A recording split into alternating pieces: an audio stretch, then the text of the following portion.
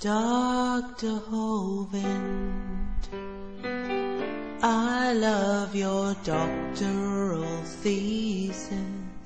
I've torn it to pieces with house and gaffle.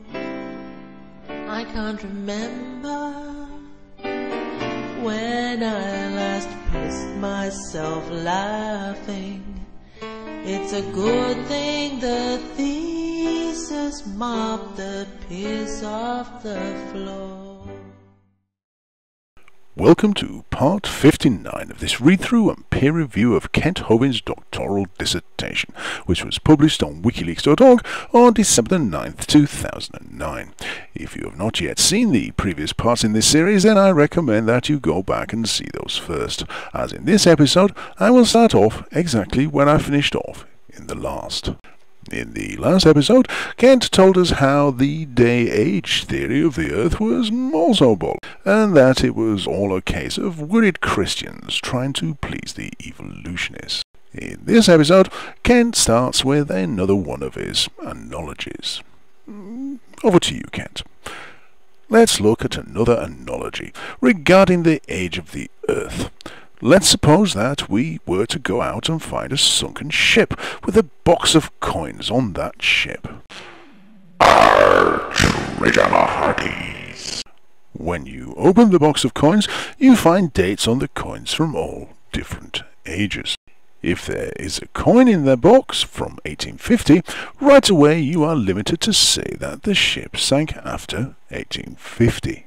Actually, Kent, to be perfectly honest, you're limited to say that the box of coins that particular coin was in ended up on that ship after 1850. That box of coins could have been placed on the ship after it had already sunk. This could be by design or by complete coincidence. If you find a coin in the box from 1820, that doesn't mean that the ship sank around 1820, because you also have an 1850 coin in there. You are limited to the youngest date in the box. It may have sunk well after that, but it cannot have sunk before that. If there is a 1850 coin in the box and it is not a forgery, then the ship didn't sink in 1849. Once again, Kent, it could have done. You are, of course, excluding the possibility that the 1850 coin was a commemorative coin. For instance, it had been minted to commemorate a jubilee or other such event the year before in 1849. The ship could have been carrying a cargo of these commemorative coins, or even just a sample when it sank on its way to its destination. But anyhow, the same analogy is true when trying to determine the age of the Earth. Really, Kent, I don't see how. In fact, Kent, I don't see how that entire last paragraph containing that analogy is at all relevant in any way to the age of the Earth. Surely, your analogy should work in reverse. You see, Kent, if I shuffle through the coins in my pocket, I find a coin that was minted last year. Now, if we follow your analogy, then what you're really trying to say, or trying to demonstrate, is that the Earth was created last year. Realistically, we should be looking for the oldest coin. Or in the case of the Earth, we should be looking for the oldest rocks. In which case we'll have to go with rock samples recovered from Western Australia, which have zircon minerals in them that are dated back to 4.4 billion years ago. So for that reason, we have to conclude that the Earth must be at least 4.4 billion years old. Isn't it great, Kent, when your own arguments can actually be used against you? I bet it's quite fair to say that you wish you hadn't put that example in there. Eh, Kent? Anyway, there are many different ways that scientists try to test the age of the Earth. Yes, Kent.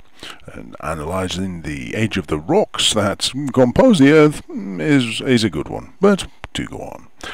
There are probably 500 or 600 ways to try to show the age of the Earth. Oh dear, Kent, I think there's quite a few more than that. It is a very difficult thing to do conclusively. No, not really, Kent. But tell us more. If a few of the methods to date the Earth give old ages, but others give an age that is only a few thousand years old, as many do, then you have a dilemma. You must decide which you want to accept. No, Kent. No, you don't. Absolutely no, you don't. What you actually do is you try and work out why there is such a large disparity between the various different results. You look at the methods that were used and the principles that were applied, and you try and see if there are any faults, if there are any miscalculations there. You also look at supporting evidence from other related and non-related fields of study. Take, for instance, Kent, the fact that the oldest rocks on Earth are over 4 billion years old. And also add this to the fact that rocks recovered from the Moon during the Moon landings were also about 4.5 billion years old.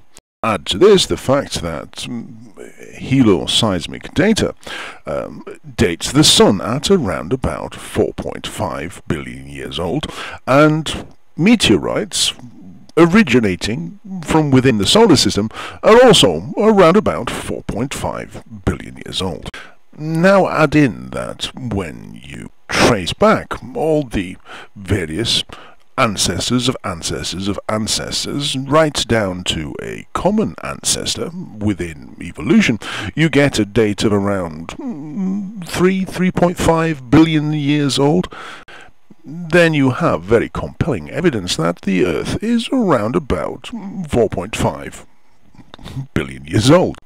Now, when some crackpot adds up the ages of all the characters in the Bible and comes up with 6,000 years old, then has nothing really substantial to support that, other than what is written in their book, then I'm sorry, but we're going to have to dismiss it.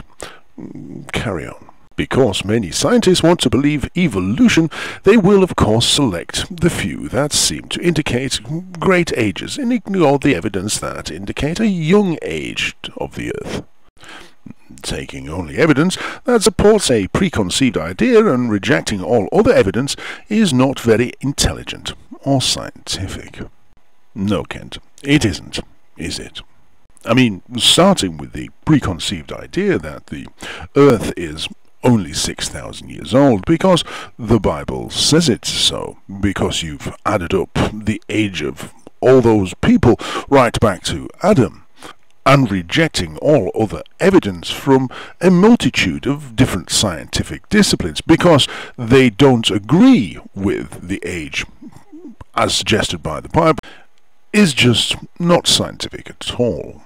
On the other hand, taking all the evidence that suggests that the Earth is a great age and understanding why you are getting those ages, understanding the scientific mechanisms that give the results that they do, and cross-referencing those results with results from other related and unrelated studies.